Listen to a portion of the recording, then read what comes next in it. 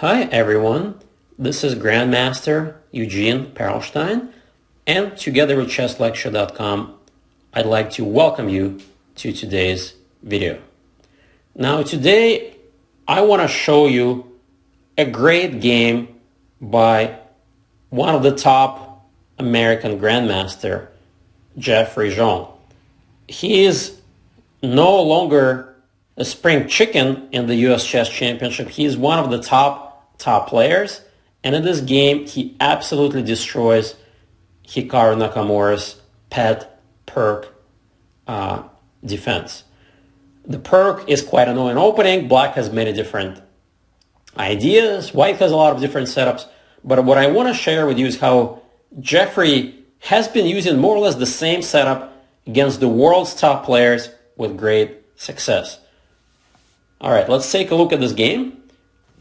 So young Jeffrey plays e4, g6. Of course, Nakamura wants to play for a win. He actually wasn't doing so good when this game was played. Usually he would always play the Berlin, play something solid, but he did lose a game to another youngster, a wonder, and he's like, all right, I have to fight for first place.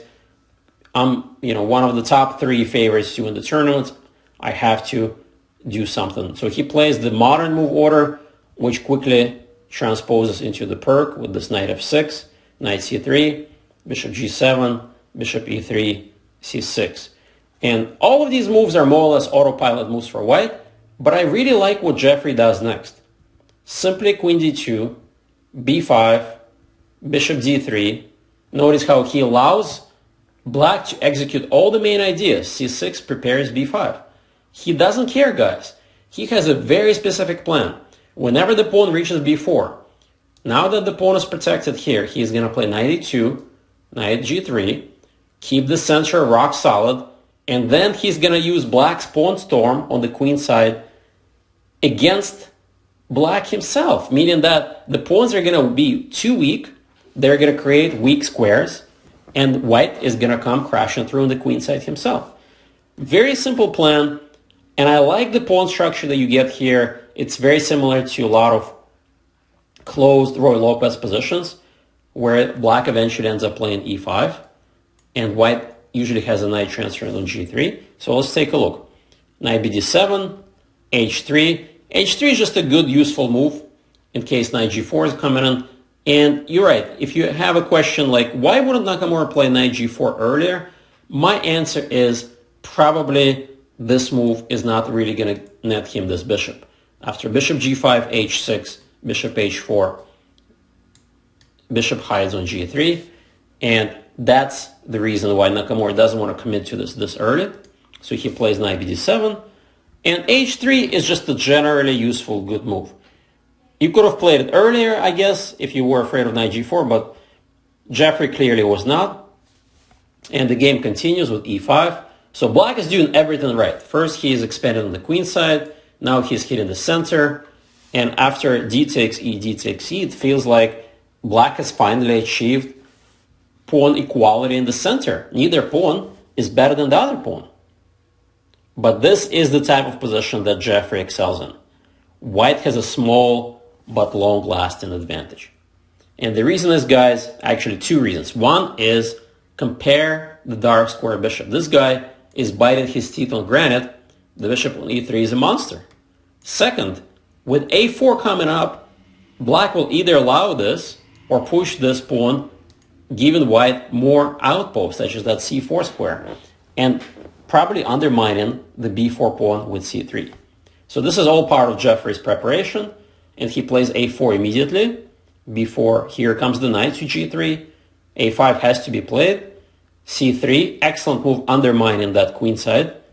c5, well, gives up the b5 outpost, but potentially even d5 outpost.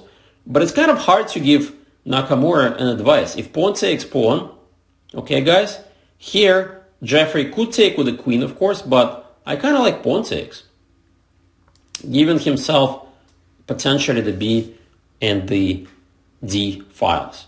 So these are the options that he had. And I think white is still pressing. So Nakamura plays c5, castles, castles. And this is the position that both sides more or less were aiming for. Well, I'm not sure if Nakamura was really aiming for this type of position because he has not that many options to play for a win, right? He hasn't really fully equalized. Position is a little bit more symmetrical. The bishop is probably going to go b7, put pressure here. The knight protects the 2 pawns. The bishop is still quite bad, but at least black managed to neutralize white's center. All right, so here's how the game continues. Knight g3. Now, this is black's problem here. Once the knight gets to g3 and the bishop is still in d3, it's very difficult to put pressure on the e-pawn. So this is more of a defensive plan, the knight transfer to g3. White's not really going to go anywhere offensively around the king, but the problem is black is overextended here. Okay, white has a little bit more space. This guy's out of the game. Jeffrey is clearly better. And what I like about the d3 bishop is its potential to really create more firepower on the a2 f7 diagonal. Without a doubt, in my mind, Nakamura is not super happy with his position. Jeffrey is basically playing on autopilot. So this plan, guys, of putting the pawns on e4, d4, knights on f3, c3, bishops on e3, d3, and then when black is about to play b5, undermining that pawn with a4, and then transferring the knight to e2, g3 and playing c3 is super easy plan. You can do it against the modern, you can do it against the Pirc, you can pretty much do it against various move orders, and there's really not much black can do about this plan.